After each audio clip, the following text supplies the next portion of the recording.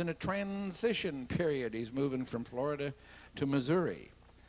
And as I understand it, he's packed, and really this is his interim stop. He's been living in Florida here for a number of years. He can tell you how many. He was with us 5 years ago and spoke, and some people have told me they've been listening to his tape ever since for many, many times. And I know you're going to enjoy him. He's been trained originally in electronics, and then he practiced and trained and practiced in naturopathic medicine and spiritual psychotherapy, correlating in his work with his experience science, psychology, philosophy, mystical and spiritual teachings into a holistic overview of life. And his work is a blend of spiritual principles, intellectual clarity, and guided by his heart. And I know you'll like and love Dr. Michael Ryce. Here he is. Thank you, Dean.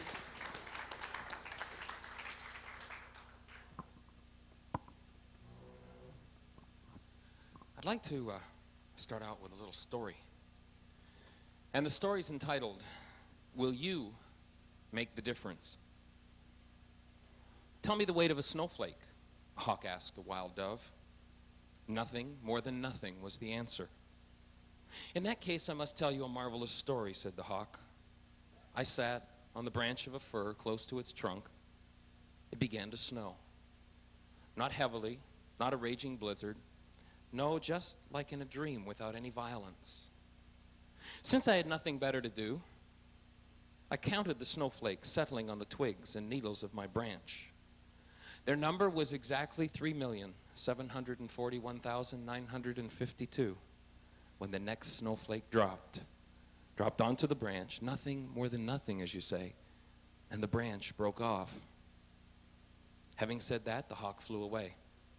The dove, since Noah's time an authority on peace, thought about the story for a while and finally said with resolve, perhaps only one person's voice is lacking for peace to come about in the world.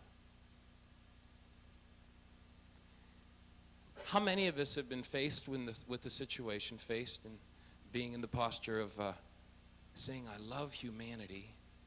It's the people that bother me. Anybody ever been in that position?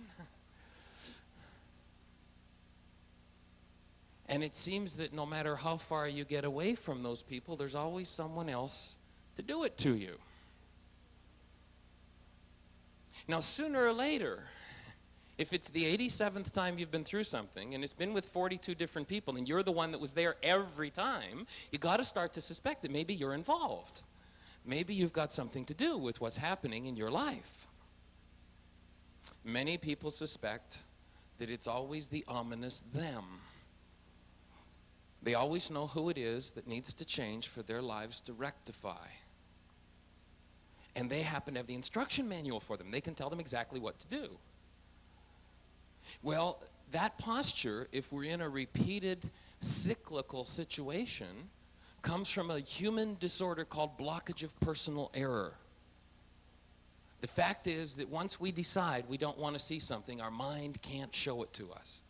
The human mind is an evidential device that gives us only the information that it is asked for. It never gives us facts. It only gives us evidence. And when we hold a bias in that mind, we deteriorate the mind's ability to give us the truth about what's happening. How many here have biases? Anybody? Biases? Fairly readily, responding in a positive fashion. Yes, I've got a few biases. How about if you and I were in an argument, we had a personal situation going on, and I said, you've got a bias here. Do you think you'd as readily put your hand up?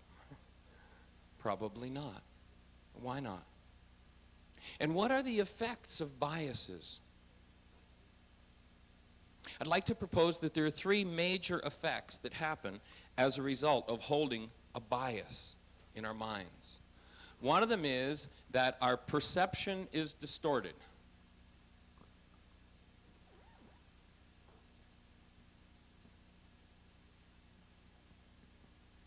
Two is that our reasoning ability is inhibited. And 3, and probably most important, that bias which we hold becomes the most powerful, creative directive in our lives. In other words, what we hide from ourselves, we're going to have to live with in our lives. Now, it's been said in many different languages. I'm going to just kind of dance through some different conceptual languages and see if we can come to a conclusion of what might be a solution for this problem. In the ancient languages, they said, take care of the heart. In the scriptural language, they said, take care of the heart, for out of it are the issues of life. Now, most of us hold the thought, I take care and make sure they change because the issues in my life all come from them, the ominous them. But what those who knew told us was take care of the heart. Now, in a modern updated language, that word heart, scripturally, when they said heart, what they were talking about in our language today is the unconscious. It said, take care of the unconscious, for out of it are the issues of life. You are going to live with what you hide in your heart or your unconscious. What you refuse to acknowledge and own, you live with. Now, what is a bias? A bias is a piece of hidden information. A bias is a chunk of unconscious mind energy, and it has these 3, along with many others, these 3 rather dramatic effects. So when you hold something hidden, you're never going to see life correctly. Now, I'd like to tell a story or a little riddle, and I'm going to ask you a question. And as I ask that question, if you've got an answer for it, please hold it and keep it to yourself so that everybody will have a moment or so to think about the question themselves. The story is a story about a fellow who was a doctor, a surgeon. And he went out one morning for a drive with his son, and they were in an accident. Severe accident. The father, the surgeon, was killed. The son was critically injured. They raced the son into the emergency room. The surgeon on call comes in, scrubs, and goes to perform surgery. Now remember, please, if you've got an answer to the question, keep it to yourself. So the surgeon goes to perform surgery, goes over to the table and says, my God, I can't operate on this boy. This is my son. Now, how is that possible? Keep the answer to yourself if you have one, please. Now, most of our biases, the things that affect our ability to reason, we don't even believe they're true if we confront them directly. Now, let me ask you another question. Are all surgeons men? No, of course not. Who was the surgeon on call? Obviously, it was mom. Now, if I'd have told the story in the reverse direction, there was a woman who was a surgeon and her son. They went for a drive. The son ended up in the emergency room. The surgeon came in and said, I can't operate on this boy. This is my son. Who would have had to hesitate even 1 second to answer? Obviously, it was Dad. It was the surgeon. But when we reverse the roles, why do we hesitate in figuring out that it's mom?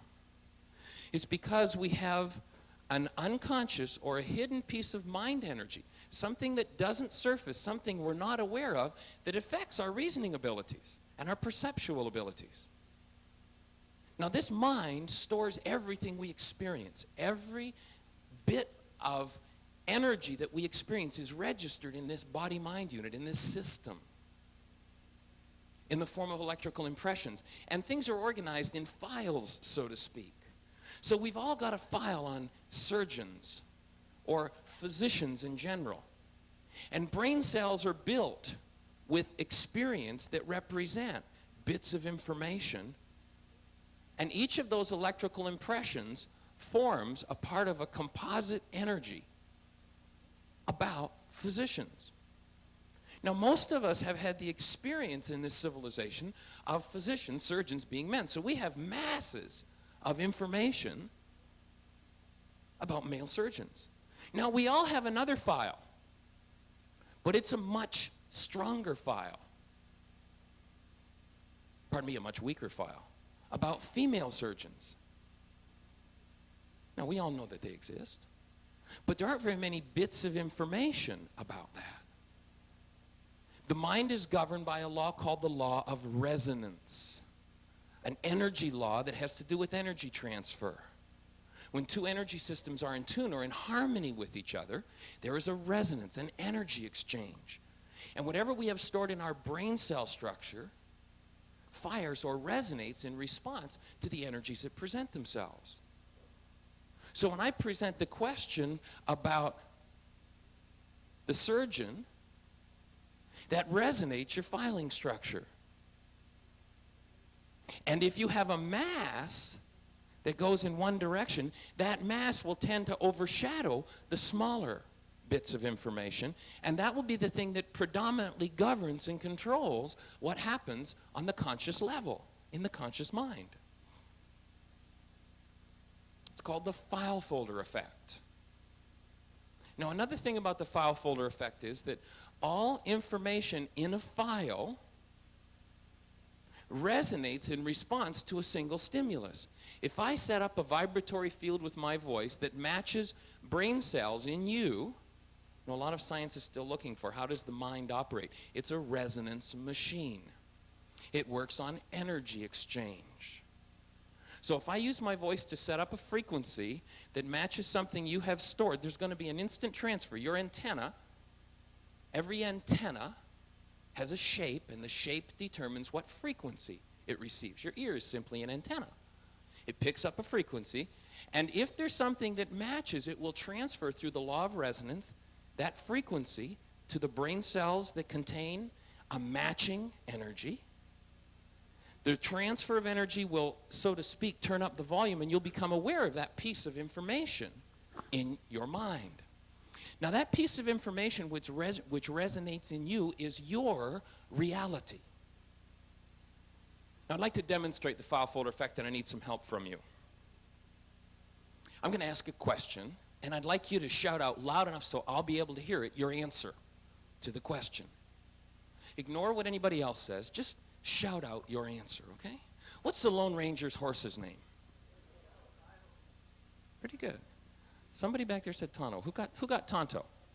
How many had Tonto? Tonto? Tonto? Tonto? Okay. How many got Trigger? Anybody get Trigger? Trigger? Trigger? Okay, what I just did with my question, I set up a frequency with my voice that resonated your file on old westerns. Now, if hidden down here was silver, and up here near the surface was Tonto or Trigger, when one set of brain cells fire off in the filing system, it sets up an internal resonance that causes every file, every piece of information in the file to fire. So if Tonto's up here in the surface, the instant response, though it's silver that's going to take on the energy, that which is closer to the surface responds, and that becomes the answer. Now, most people call that thinking. The truth is, if most of us said what we thought, we'd be speechless. Because most of us have never been trained to think. Thinking has nothing to do with the mind. The mind is simply a storage unit. Your computer can't think for you. It can retrieve information for you, but it can't think for you. Your mind can't think for you. Your mind can only provide you with information. And all of the information that your mind provides you with is from your past.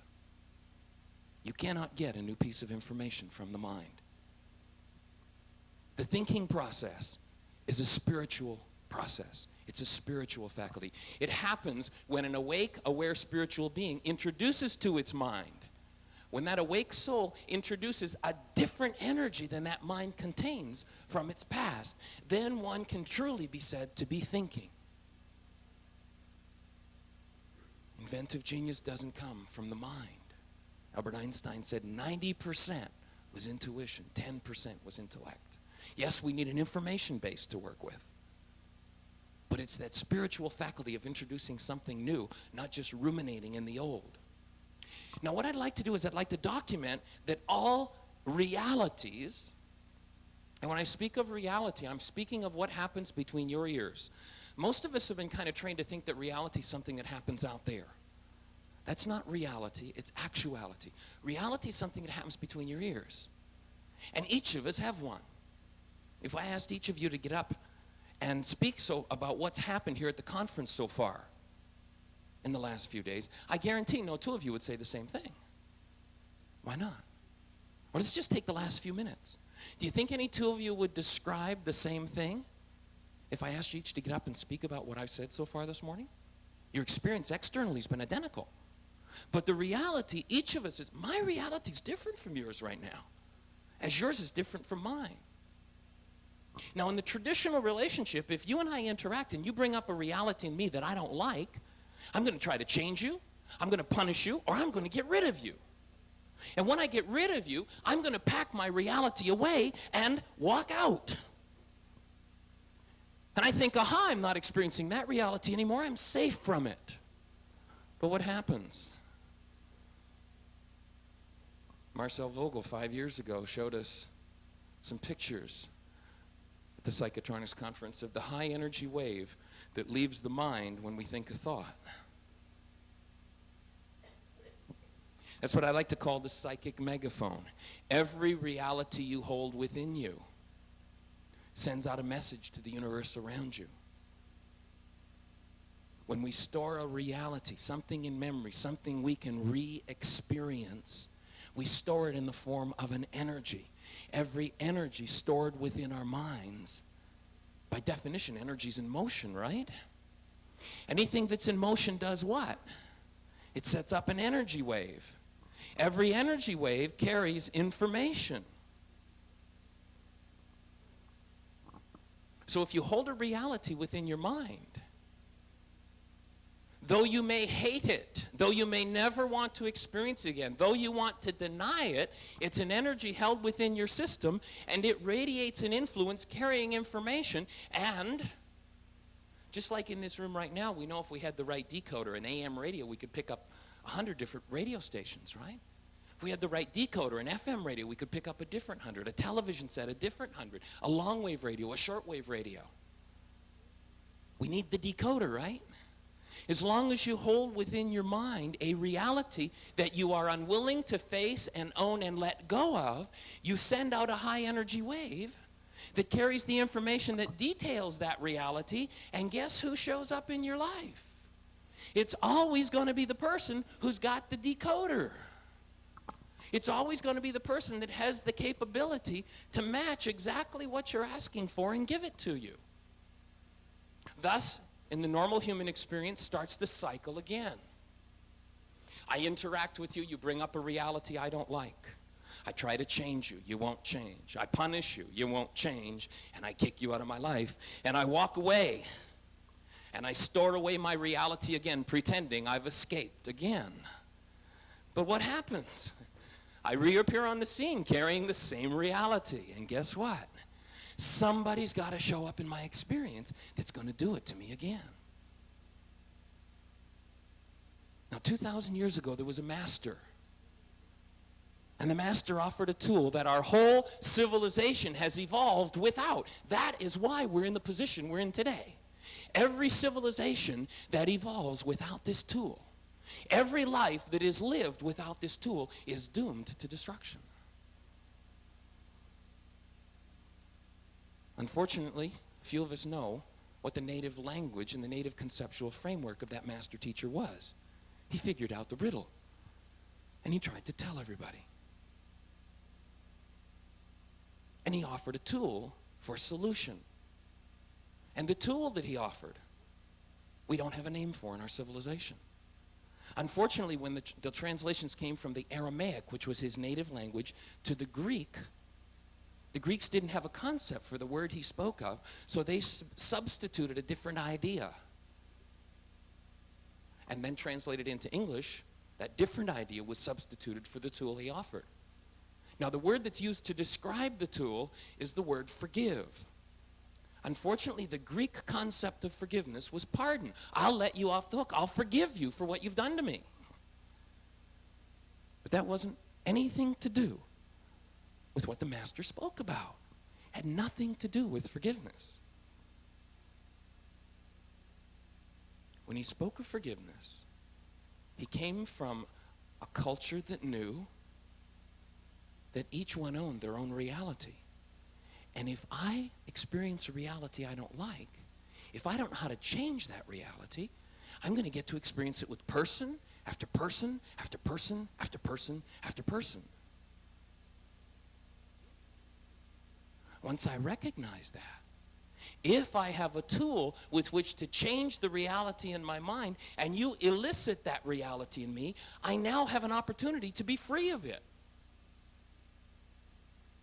The word forgive in the Aramaic language in the teachings of the Master Jesus, and not in a religious sense, nothing to do with religion. It had to do very practically with where you live your life. And what the word means is a tool with which you change the reality in your mind. It doesn't mean a tool with which you let them off the hook for all the things they've done to you. You see, you're a creator. And when you hold a reality, if you go to Matthew, he says, you must forgive from your heart the wrongs of your brother. Now, was that a bleeding heart statement, forgive from your heart? No. It was real practical physics. You hold a reality in your heart. You don't want to own it. You deny that it's yours, so you project it on your brother. If you don't change the reality in your unconscious, in your heart, you're going to keep living with it, because out of your heart come the issues in your life. We're creators, folks. There's nobody out there to attack us. You know, we heard about two oxymorons yesterday. One was military intelligence, the other one was scientific medicine. There's one that's much greater than either of those two, and it's called innocent victims. Folks, there aren't any. We're creators. You know, the concept of original sin was true. Not some hoary thing out there to get us. The simple fact that we didn't know we were creators and we were setting it up was the original sin. And most of us were trained up in not knowing that we set up what happens in our lives. We've been trained, the world just happens to us while you kind of put up with it, and that's the way it is. You're a victim of life. When you hold a reality within your mind, you invite all of life. You put out a message that says, world, if your reality is I need to be abused, I should be abused, there's something wrong with me. World, I need to be abused. Where are you? Somebody come on in and do it. Or I need to be in poverty. World, it doesn't matter how much money I get in my hands. Somebody's got to come along and take it from me. And so we invite people to do it to us over and over and over and over again. When we hold a reality in the mind that doesn't belong there, we hold within our energy system a disintegrative energy. How many are familiar with the idea, or have been trained the idea, or believe the idea, or know that the body emanates an energy field called the aura? Everybody aware of that? Okay? It's not true. It's not true. If we've been trained in a backward system of thinking, if we've allowed the world to train us, then we believe that matter's the source of it. Now, there is what we call a body, and there is what we call an energy field. And everything turns around on this. If you believe the body emanates an energy field, you got it 180 degrees out of phase, exactly backward. The field is not a product of the body is a product of the field. The master teacher was probably one of the original and one of the first quantum physicists. And I really appreciate your presentation this morning, Alvin. The opening words in the book of John tell us, in the beginning was the Word, and the Word became flesh and dwelt amongst us. At least that's what we're told it says. But you know what it says in the Aramaic language? You know what was actually originally stated? Was in the beginning was the mind energy. And the mind energy became flesh and dwelt amongst us. Whatever mind energy you put into this system is going to become your living flesh, and it's going to become the issue you face next in your life. You're going to get to live with every chunk of mind energy you hold in your system. Now think about that situation that you've got where there's a conflict right now, and you know the person that needs to change them, you know the one you've got the instructions for them as to what they need to do. What kind of thoughts have you been thinking about them? What kind of feelings have you been having about them? And then my question is, do you want to live with those thoughts and those feelings when they become your flesh? Because that's what they're in the process of doing. Relative to every system of energy, there are only two qualities of energy. One of them is integrative, that which will build the system up. The other is disintegrative, that which will tear the system down. Now, those of that day who didn't have the language of physics but understood the concepts of physics knew that the body was organized by the mind energy that it took in. And it knew that integrative and disintegrative energy would either heal or destroy.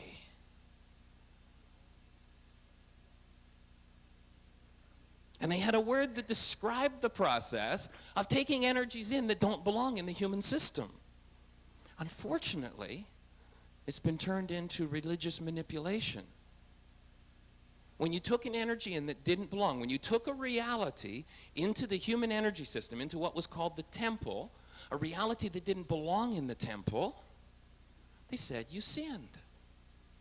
Now the word sin isn't some terrible thing. It was originally meant to be positive feedback. When you fired on the archery ranges in England, this is where the word comes from, sin. When you fired at the target and you missed the target, the scorekeeper yelled, sin. Off the mark, take another shot. When you take a reality, when you take energies in from the world that don't belong in the human temple, you have defiled the temple, you have sinned. And wherever you store that energy, the mind functions through every cell in the body. Every cell has the capacity to store information. Every thought you're thinking is literally being overlaid on your genetic structure. Fortunately, the perfect genetic structure always remains. The overlays can be thrown off through forgiveness, through changing those realities, through removing them from the system. So when you take a reality, hatred, fear, where's Sarah Hieronymus? Thank you for your laying the groundwork for me this morning, wherever you are. Anger, criticism, condemnation, gossip, slander, hatred, vengeance against anybody.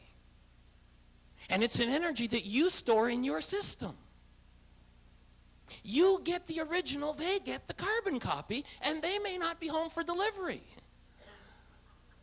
And you experience the effects of it. So every reality that you store within your system, wherever you put it in your tissue structure, remember every cell stores those realities, wherever you put it, there is a disease process in that tissue. And that is where all human diseases start. And you say, no, Michael, it's chemistry, it's bugs, it's viruses, it's bacteria, it's all those things that attack us. It is none of those things. Absolutely none of them. When you store an energy in tissue that doesn't belong there, you violate tissue integrity. The tissue starts to break down. What happens if you leave a piece of hamburger out on the counter for 2 days at 80 degrees? You get bugs and buzzards. You get creepy, crawly things that are going to clean it up. It's no different in the human body. Now, do you think killing the bugs and buzzards is going to bring the cow back to life? With a piece of hamburger on the counter? Well, that's insanity. Do you think killing the bugs and buzzards is going to bring the tissue back to life if it is burdened with a reality that doesn't belong in it, if the tissue's been violated? It's real practical physics. The wages of sin is death. This isn't religious. It's just a simple statement of, if I stood in front of people who were just learning to drive automobiles, I would say, folks, there's an energy that belongs in gas tanks. It's called gasoline. If you put water in that gas tank, you're making an error. You're putting an energy in that doesn't belong. You've sinned. Is that a religious concept? No, it's just real simple. That's how cars operate. It was real simple the way bodies operate. If you put an energy in that doesn't belong, the tissue is going to be burdened. It's going to start to break down. Bugs and buzzards will appear to clean up the mess. And if you kill the bugs and buzzards without healing the tissue, then the whole system is going to be toxified as a result of it. then it's real clear that the wages of sin, the result of putting energies in that are off the mark, is that the system sooner or later is going to totally break down, degenerate, and die. Very straightforward, very practical. And it doesn't matter who you hold that reality about. If it's in your system, you're the one who gets to experience it. And your mind energy, if we listen to Einstein, Einstein says there's no such thing as matter, it's energy solidified. Now what about the chemistry then? Chemistry is mind energy manifesting on the physical plane. They say the adrenals produce adrenaline, the brain produces endorphins and enkephalins, the pancreas produces insulin. None of that happens. The pancreas doesn't produce insulin. The adrenals don't produce adrenaline. The brain doesn't produce endorphin and enkephalin. That's the organ where that mind energy resonates, and the solidification, the result of the solidification of that mind energy is chemistry. Let's think about it for a minute. Let's imagine that you're driving along the interstate. You're kind of in a neutral position. You know, it's the drive you do every morning. You've done it for 20 years. It's the 4 miles to work down the interstate. Some days you get home, or some mornings you arrive at work and you don't even know how you got there. Now, if we hooked you up to electrodes and measured your chemistry, during that drive, we wouldn't find too many chemical changes. You'd be pretty level chemically. But let's imagine that this particular morning, you're driving along, and all of a sudden, in front of you, you see, off to the side of the road, blue lights. Do you think that we would measure some chemical changes when you're, or let's go even a step further. You look in your rearview mirror and you see blue lights. Do you think we would measure a chemical change? Would something appear in your adrenals? Yes. Adrenaline. What is adrenaline? It's solidified fear. It's the mind energy of fear manifest in the body. And it has its purpose. Now, let's just see if we can document that a little further. Let's imagine that you just came from the airport and you picked a fellow up from the jungles of South America. And we got you being measured chemically and he's being measured chemically. And you look in your rearview mirror and there's the red lights and your chemicals change dramatically. And you tap him on the shoulder and you say, look. And he turns around and he goes, oh, what are they? He's from the jungles, remember? Do you think he's going to have any chemical change as a result of seeing the blue lights? No, he's got no mind energy about blue lights. There's no mind energy stored in his adrenals about blue lights. Give him about 5 years to drive in the interstates of Florida, and I guarantee he'll have some chemistry about blue lights. And something will appear in his adrenals if they show up in his rearview mirror. But right now, there's no response. The same as if he took you to the jungles and he got the whiff of a rattlesnake, specific odor. He's real tuned to it. And his chemistry changes when he gets that whiff. But how long do you suppose it would take him to explain to you in his native language the smell of a rattlesnake? Now let's imagine he goes through all kinds of gyrations trying to explain it to you. His chemistry is going berserk. Is yours changed? No. But let's imagine that he gets out his little book for translating, and he finally gets to the word rattlesnake, and he gets the translation. He says, rattlesnake! What's going to happen to your chemistry? The instant the mind energy is resonated, it's going to show up in your adrenals. Body's made up of mind energy. Mind energy is the organizer of what we call the tissue level. And only we can be responsible for the mind energy that we hold in our system. No one else can do it for you. And someone will always show up to fulfill the message that you send out to the world. When you start to learn to forgive, you remove from your tissue structure the overlays that have distorted the genetic structure. Is there such a thing as aging? Absolutely not. There isn't a cell in your body that's over 7 years old. How could you age? But if you live in a civilization where they say the natural human condition is anger, hatred, fear, criticism, condemnation, gossip, slander, etc., etc., etc., if that's what you normally take in, mind energy resonates on the level of our genetics. It overlays what's in our structure. So here's a cell, encoded in the cell is a vibratory picture, an image, that tells the next generation of cells what to become. If that image is not distorted, then the next generation of cells will become identical to the first generation. But if that's a 7-year process, and it depends which school you go to, somewhere between 1 and 7 years, if that's a 7-year process and you spend 7 years overlaying your genetic structure with hatred and fear and violence and vengeance and anger and criticism and condemnation and gossip and slander, then you've degenerated that vibratory image, and the next generation of cells is going to come out weaker, or we call it aged.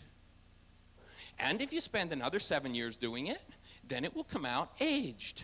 And another 7 years, it will come out aged until it's degenerated so badly that the thing won't function anymore, and it dies. Do you suppose it's possible, if we don't buy into the mind energy, and you remember the spiritual masters of old said, don't allow the world to mold you. If you let your mind energy be based, if you become hypnotized and have your mind energy based on what the world believes, then you will create a body and a world just like the world. You remember the master said, don't allow the world to mold you, but let the spirit mold you. To go to our spiritual nature for our mind energy rather than to the world for our mind energy. If we start to unload the realities that we've stored of negativity, the quote-unquote sin energies, the defiling energies, the next generation of cells comes out healthier. The next generation of cells comes out youthed. And the aging process reverses. Now, how many of us live in a world where our realities are guided by our mind from our past? I said earlier that every reality in your mind, everything you experience in your mind and through your mind is from the past. You cannot experience the present moment through your mind. Now let's see if we can document that. I need your help to do it.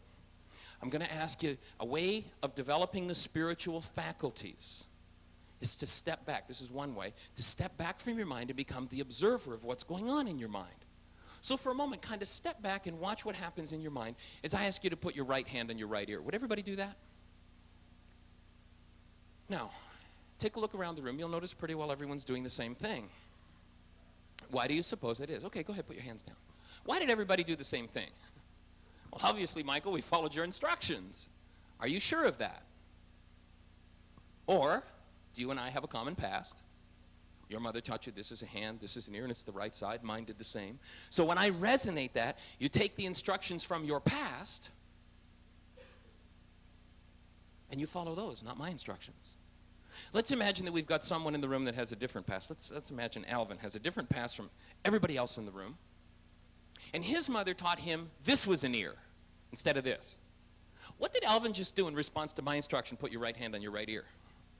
Went like this, didn't he? He didn't do this. Why? Because he has a different past from the rest of you. And he followed the instructions from his past, just like you followed the instructions from your past. The only reality available from the human mind is the past. Now, a time delay. If you're not used to observing your mind in operation, a time delay can help to make that a more experiential process. So I'm going to do another little experiment. This time, step back and watch your mind in operation.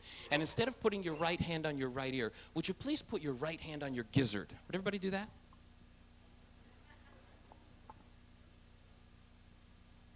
Now, if you were watching your mind, a thought process, something like this probably happened. Let's see, gizzards. Chickens have a gizzard, and I think it's up here.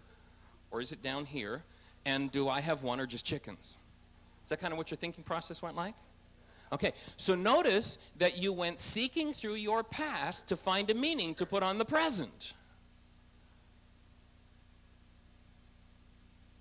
If in your life, you always have to go to your past to find a meaning for the present, where do you live? In the past. You know what they called those who lived in the past? The dead buried by the dead. The blind led by the blind.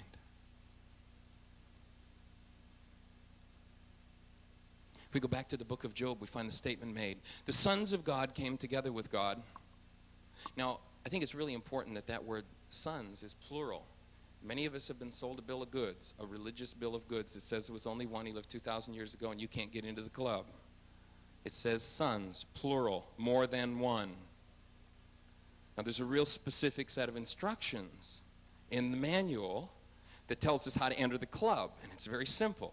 It says, as many are sons of God as are led by the Spirit of God.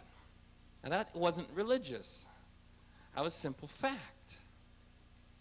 If we know how to tap into the realities of the Creator, and we let that still small voice guide our lives, rather than the realities from our past, then we are sons of God rather than sons of men.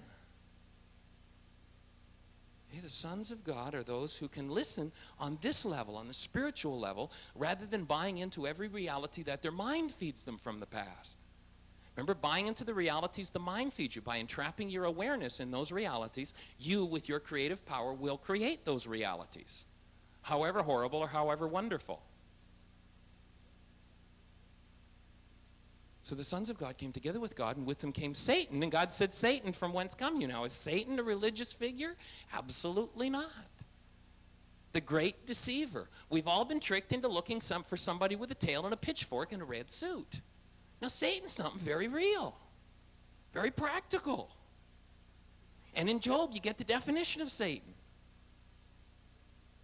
Because the next statement goes on and says, and God said, Satan, from whence come you? And Satan said, from going to and fro upon the earth, from going back and forth upon it. Now, what's to and fro, back and forth? And this must have been important because in the next sentence, it starts over again, says the whole statement. The sons of God came together with God. With him came Satan. God said, Satan, from whence come you? And Satan said, from going to and fro upon the earth, from going back and forth upon it. What is to and fro, back and forth? No, it's a statement of your past. The past in the mind of man. The great deceiver's got us looking out there somewhere. In the meantime, we as spiritual beings are trapped in the realities of that mind. If we're trapped in the realities of the mind, in a very practical way, we're going to recreate life to look just like the lives of the fathers. Remember Job warned us? Look to the lives of the fathers, for ours are but a shadow of theirs upon the earth. How do we get out of it? By stopping them from doing what they're doing? No. Because we can stop them. We can obliterate them. They've tried to do it with wars for centuries. Doesn't work, does it? You come back in here and you change the reality in this mind. You learn to forgive. You learn to change those realities, and you no longer create out of those realities. When we no longer create out of those realities, the group that wants to cooperate with creating that way will all of a sudden start to disappear. Now, we asked for everybody to have a piece of paper and a pen. And what I'd like you to do, if you would please, is take your pen and paper out and divide your page into 3 sections. We're going to have to do this pretty quickly. And in fact, Section 1, Section 2, Section 3. And then, in a very brief fashion, just take a line, and if you would, do it rather quickly. You can do it in more detail later, but just so we can get through the exercise in the short time that we've got. This is an exercise from a workshop called Healing Your Relationships and seeing how we create relationship issues. So just go back in your memory bank to your earliest recollections of conflict and write just one line very quickly and very briefly about your 3 earliest specific memories of conflict. So let's imagine that as a kid, you had a brother who picked on you all the time, okay? A specific memory of conflict would not be, when I was a kid, my brother used to pick on me. That's too general. We want it specific. I remember one day my brother jumped on me when I was on my bicycle and he hurt me, okay? So that would be a specific early memory. It can be a conflict in which you were directly involved or just an observer. But briefly, memory 1, memory 2, memory 3.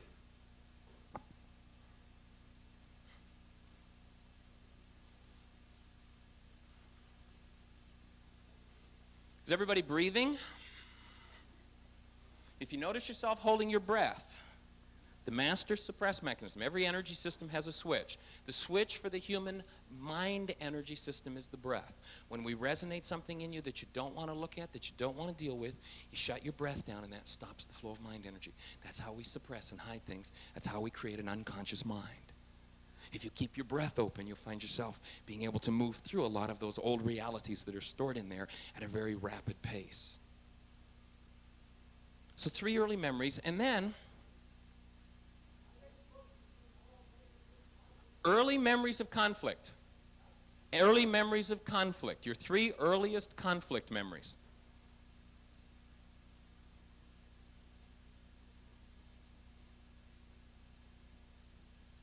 And then for each of those memories,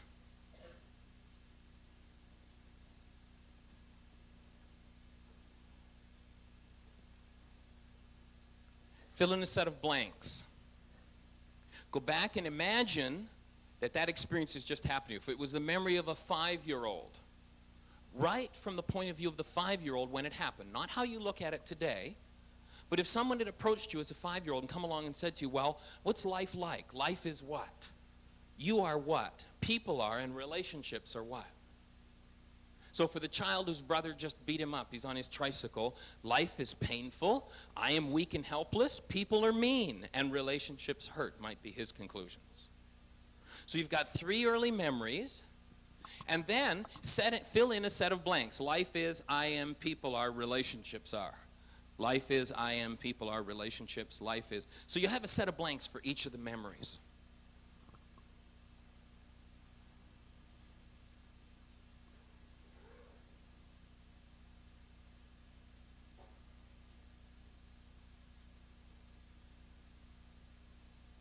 And breathe.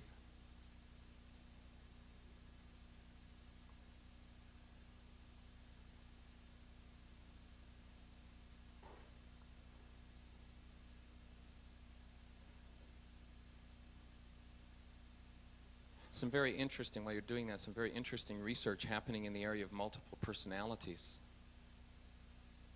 in terms of documenting. This is one area of medicine where they're documenting that mind energy organizes the flesh.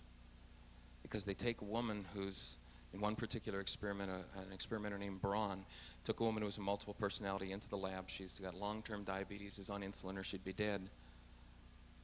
They hook her up, get all her stats, then they induce a personality shift, and guess what? They can't find a trace of diabetes in that body. In an instant, it's gone. Once they change the resonating personality, the strongest resonant field is going to control the organization of the physiological organism. Once they shift that which is resonating, that's presently organizing this disease condition called insulin dependency or diabetes, the whole physiological system reorganizes itself that fast. Oops, get that marker out of the way. That fast. And there's no diabetes, not a trace of it. A supposedly incurable disease. Then she shifts back to her old personality, full-blown diabetes, that fast again.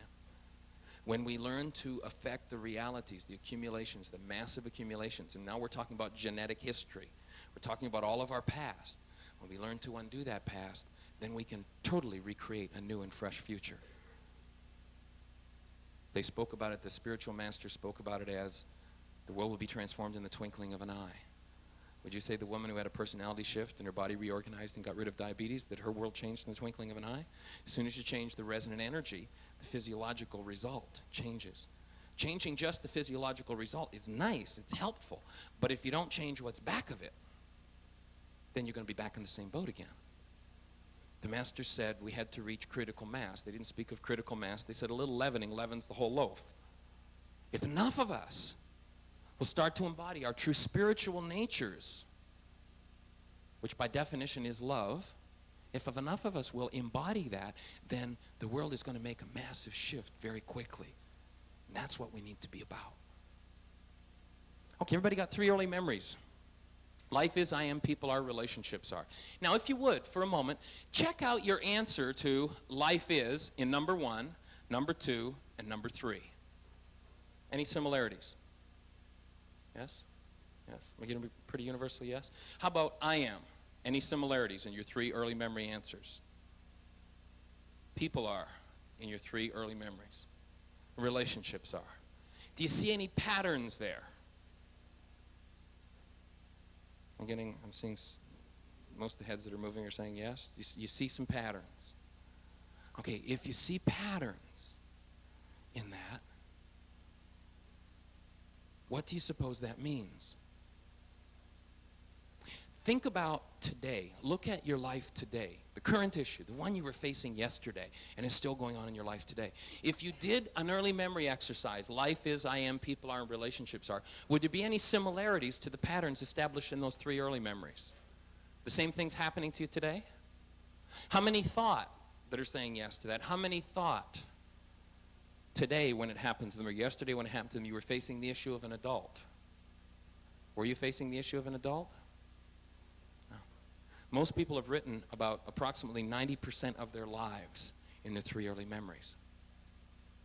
See, when we put mind energy in and we emotionalize it, emotion is energy in motion. That's what sets up our lives. We tend to hide the things that hurt, so we make those unconscious. The unconscious is the heart. Take care of the heart, for out of it are the issues of life.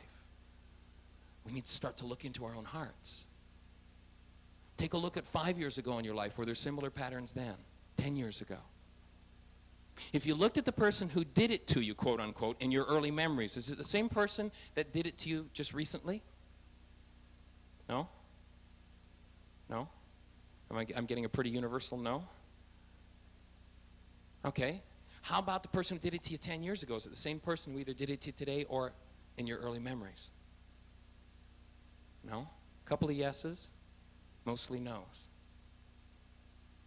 Okay, if you've been able to get them to do it to you in your early memories, today, 5 years ago, 10 years ago, 20 years ago, and they've for the most part been all different people, notice how much cooperation you're getting.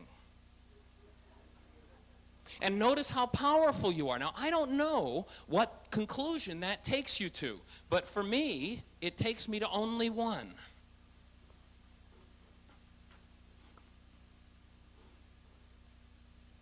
And as I said on Thursday night, I believe it's probably the greatest atrocity that's been done to us as human beings.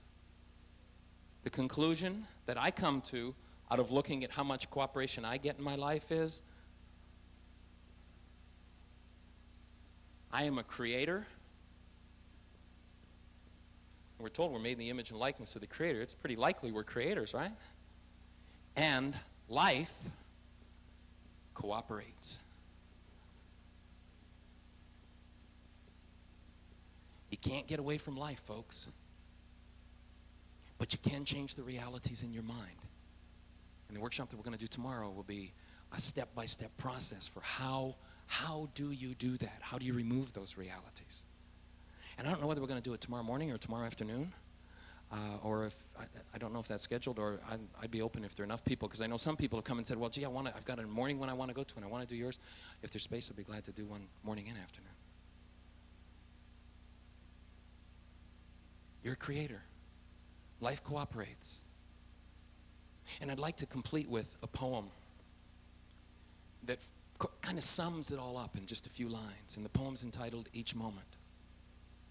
Each moment of love, each moment of giving, each moment of joy is a moment of living. Each moment of anger, each moment of lying, each moment of resentment is a moment of dying. All our moments add together like the digits in a sum, and the answer tells us plainly whether life or death shall come. And you're the only one who can be responsible for the qualities of mind energy that you're go into your system. You know, we all know people, they deserve it, right? The standard now becomes, you get the original. Do you deserve it? Because you're the one who's affected first by your mind energy. And I'll be happy to talk more about the process back at our tape table. We've got tapes. If you can't do the workshop tomorrow, we've got audios, we've got videos. We've got a video on simply how to do the step-by-step worksheet process. We've got some flyers back there. We have a workshop space, a teaching center called Heartland in southern Missouri, where we do our intensive workshops. All of the work that we do is free. All of our workshops, we travel. If anyone would like to have workshops in your area as it fits in our travel schedule, we'll gladly come and do it. We don't ask for expenses. We don't ask any guarantees or anything else. We'll come and do them. Our intensives at our center in Missouri are offered free as well. We do ask for a donation for food and accommodations because there is expense involved in doing all of that. So please ask us about that. Pick up a flyer on Heartland, and we'd love to share more with you. And Dean, I'd like to thank you for all of your work and all of your energy.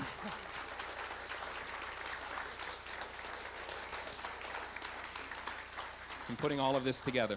Thank you. Are you glad you came this morning? Okay. I want you to tell